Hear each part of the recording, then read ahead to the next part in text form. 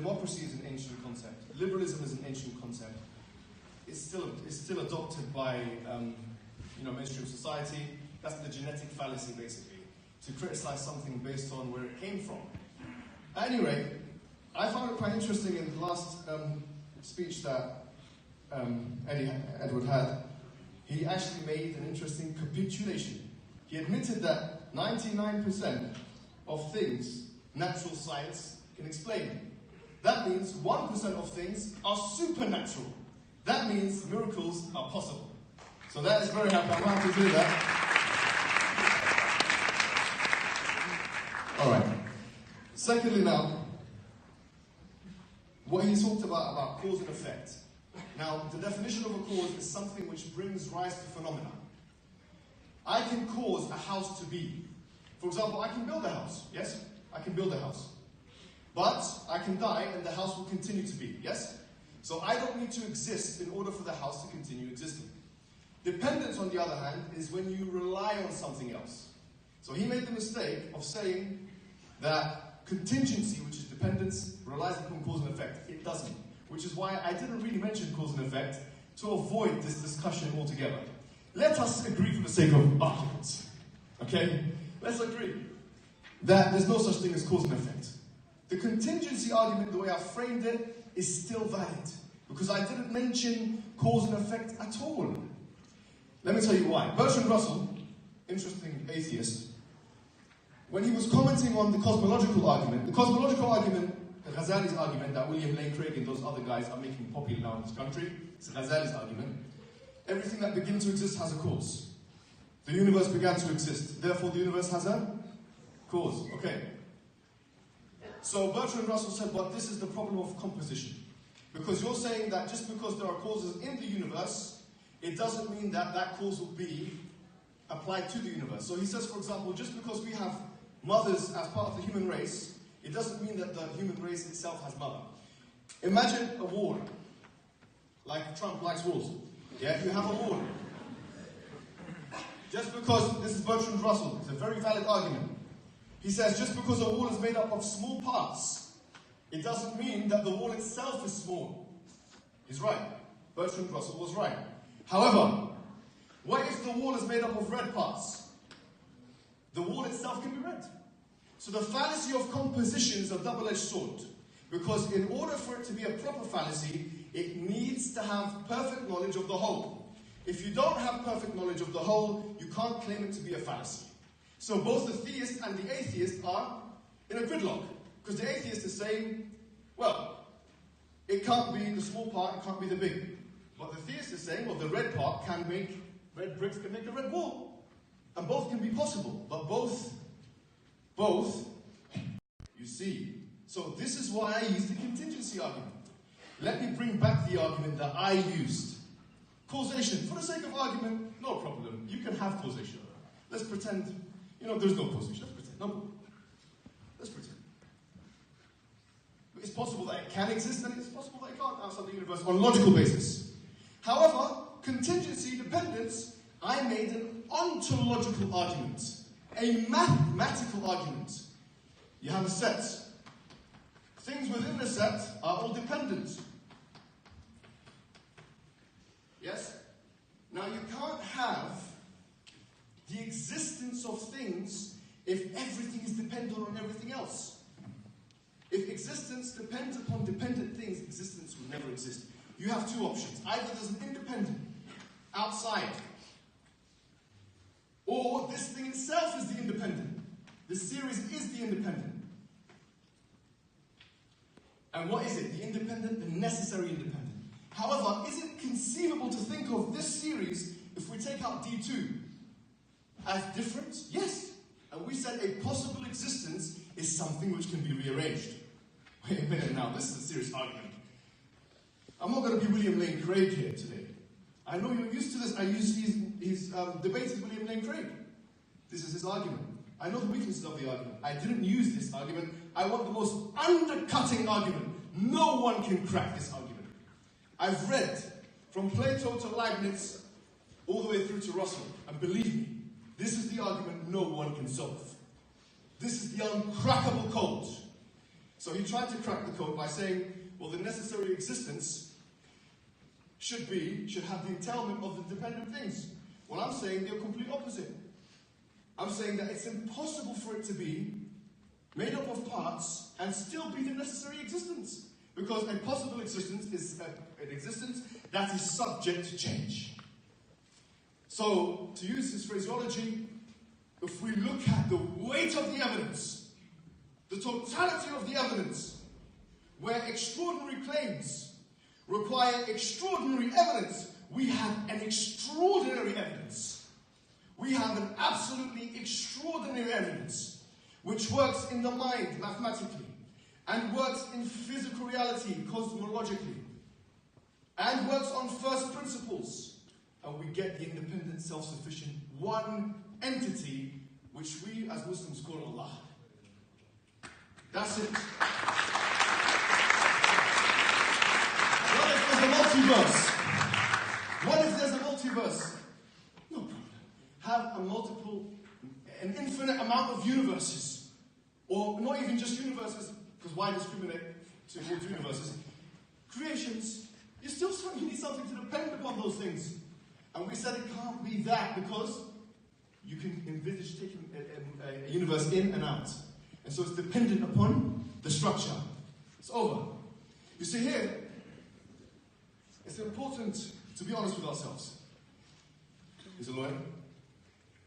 A lot of lawyers are referred to as liars, but he's not one of them. He's a good man. And as a lawyer, when he goes into the courtroom, he refers to witness testimony. He makes abductive arguments, like CSI forensics, put the evidences together. It's not gone on the gaps. Just in the same way as if you put food for a dog, and then you go away, and the food is eaten, you're not going to say that's a dog of the gaps argument. It's just an abductive inference, which he does every time. And if it's not that, if you don't do an abductive inference, then all of the cases he's represented have been miscarriages of justice, which I'm sure he wouldn't do. And the point here is this. The point is, when we put the totality of evidence, asking for more evidence, you know what it's like? When we've given you ontological, metaphysical, a priori, a posteriori, scientific, physical, mathematic, probabilistic evidences. It's like asking for a torch when you're in the middle of daylight. Give me a torch. But why do you need a torch, my friend? Everything around you, you're locked into the arguments. Everywhere you go, there's an argument. There's evidence, there's science, even to the extent whereby you're born with that feeling of believing in God. And then you have to socially construct, according to Justin Barrett and others, your atheism. Just like you use other social constructed ideas, like second-wave feminism, liberalism. I don't think people that wrote about liberalism were women, by the way. You're talking about what about these men? They're all men. Liberalism is written by men. John Locke, John Stuart Mill, Rousseau, Montesquieu, Thomas Hobbes. I don't see any women's names there. So frankly, let's not play these games.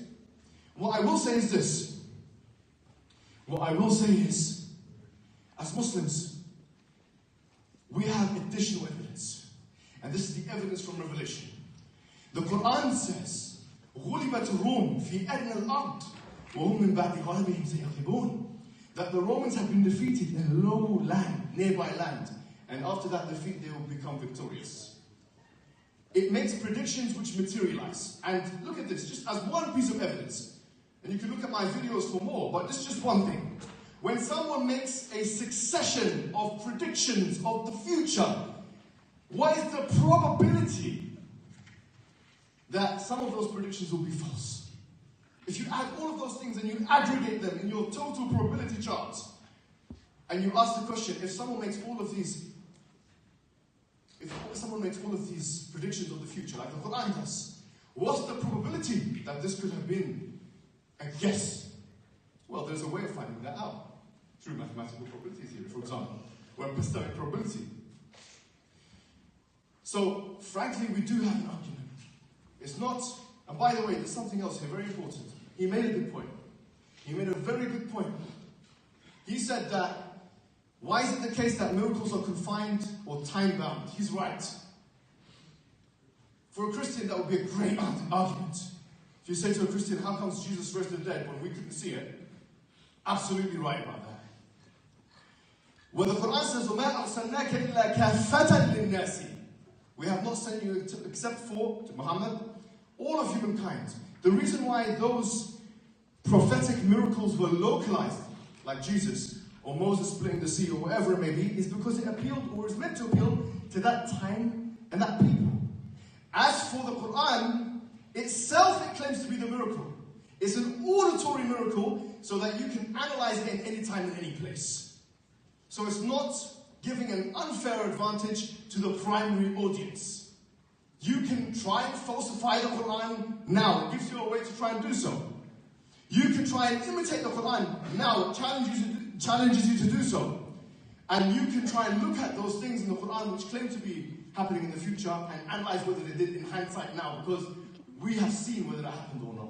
For example, these are some examples. Now, in the last 2 or 3 minutes, putting this discussion to the side, Edward is one of our friends here in America. And the reason why I'm putting this in the end is because I've kind of finished everything and I wanted to say this. He works actively to promote the rights of Muslims in this country. And it's people like Edward that allow for Muslims in this country and in the West to be able to be guaranteed the same kind of freedoms, frankly, that every other person should have. And I believe that if you're going to believe in something, be consistent with it. And though, maybe not in the field of atheism and God's existence, he might not be fully consistent, but in his morality, he's a man of consistency. He opposes Trump's ban on Muslims. He's a friend of the Muslims. And what I want to end off by saying here is, this is the kind of person who we're happy to have as a friend of the Muslim community here in the USA.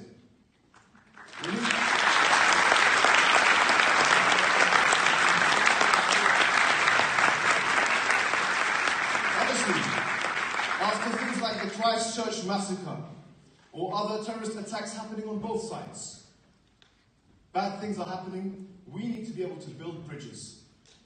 I believe Edward is the man, or the kind of person Edward is the kind of person we need to be friends with, we need to invite to our houses, we need to be kind to, we need to show courtesy to, and we need to respect highly, despite religious or ideological disagreements. We will agree to disagree, but we will also agree to agree, where our interests are mutual, and where we can oppose a common threat to both of our existences. Edward is consistent because he does not like arbitrariness, which is a theme in liberalism, where one community are not treated the same as another community. If there's a law and you believe in liberalism, let that law be applied to everyone. And he's done some great work. He has done some great work opposing arbitrary kinds of judgments that have happened in different states. And he was telling me about that, and really and truly, we take our hat off to him and people like him.